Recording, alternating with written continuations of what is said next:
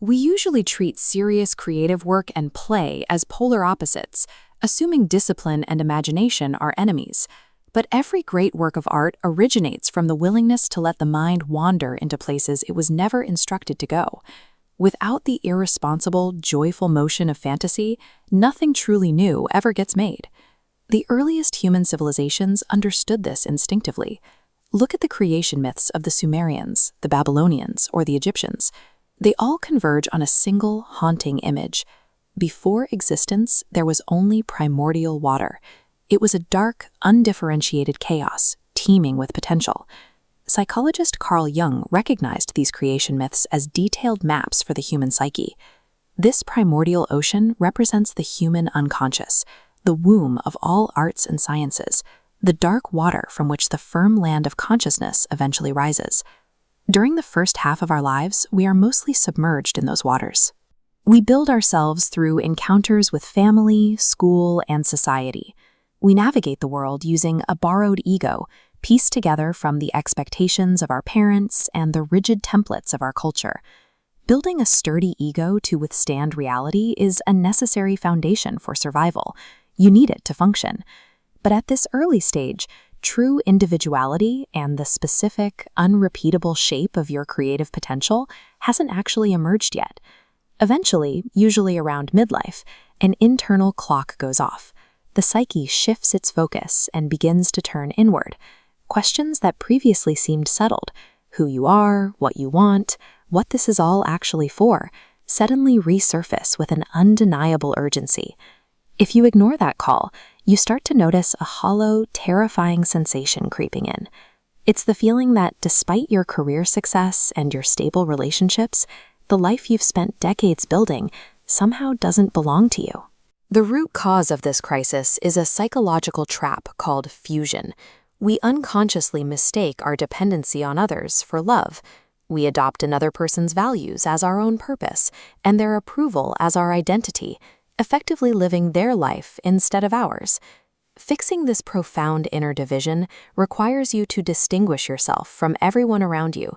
You have to actively disentangle yourself from the people and the institutions you love, and the ache of breaking those invisible bonds is incredibly real. Avoiding this pain ensures the living death of the perfectly adjusted conformist. In this state, self-discovery becomes an urgent survival mandate, the only way to escape the slow suffocation of unlived potential. Jung called this process individuation. It is the lifelong, demanding task of dragging the contents of your unique identity up from the dark waters of the unconscious and pulling them into the light. Because this process demands separation, it triggers intense loneliness, anxiety, and guilt. Letting go of the values and self-images that once protected you feels exactly like a kind of dying. It is a biological imperative.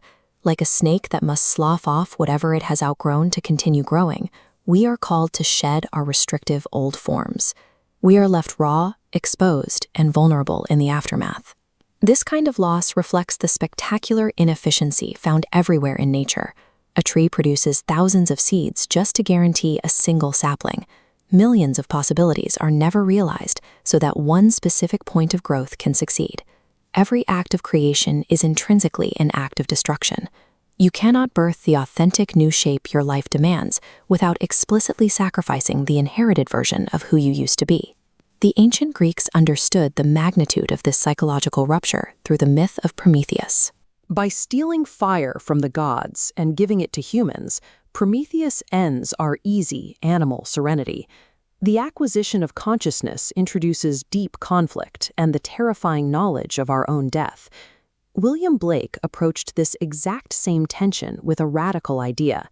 He argued that our adherence to societal rules, what he called heaven, causes paralysis. Our actual creative power comes from hell, the underground fire of our chaotic, suppressed energy. But Blake warned letting either side dominate is a mistake. Progression only happens when these opposing forces clash together. Repressed energy doesn't disappear, it festers. It must be engaged. The true artist acts as a blacksmith standing at the forge. They refuse to push that dangerous underground fire out of sight. Instead, they heat the raw metal of their experience in the furnace of the unconscious and actively hammer it into a beautiful, useful shape. A deeply fulfilled creative life doesn't come from finding total peace and avoiding conflict. It comes from finding the courage to continually inhabit the dangerous space between order and chaos. If you endure that psychological ordeal, you gain access to what psychologists call the flow state. Time collapses. Past, present, and future merge into a single vivid now, and the background noise of ordinary existence falls completely silent. You are no longer making the work is making itself through you. Jung noted that artists working in this state often shift from the psychological mode, which draws heavily on their own personal suffering, into what he called the visionary mode. In this unique state, the material they produce doesn't feel personal at all. The creator transcends their own ego entirely. They reach down into the collective unconscious, pulling up ancient, recurring archetypes that structure human experience across all cultures and all times. James Joyce captured this responsibility perfectly when he declared his ambition to forge in the smithy of my soul the uncreated conscience of my race. It is a truly enormous, profound undertaking. When an artist taps into these universal patterns, they begin to voice the truths a society has not yet admitted. By giving form to the collective unconscious, the artist detects the deeply hidden anxieties constantly lingering beneath the official story, acting as a pioneer for the shared moral imagination of their people. The American psychologist Rollo May argued that this intense creative drive is ultimately a defiant confrontation with our own mortality. We all know that we must eventually die, and each of us must find a way to face that unavoidable fact. It echoes the poet Dylan Thomas, demanding that we rage against the dying of the light. True creativity is that exact rage, deliberately transformed into something completely tangible that outlasts the fragile body that produced it.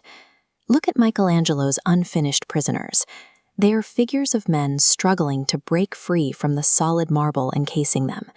It is the ultimate visual metaphor for the human condition.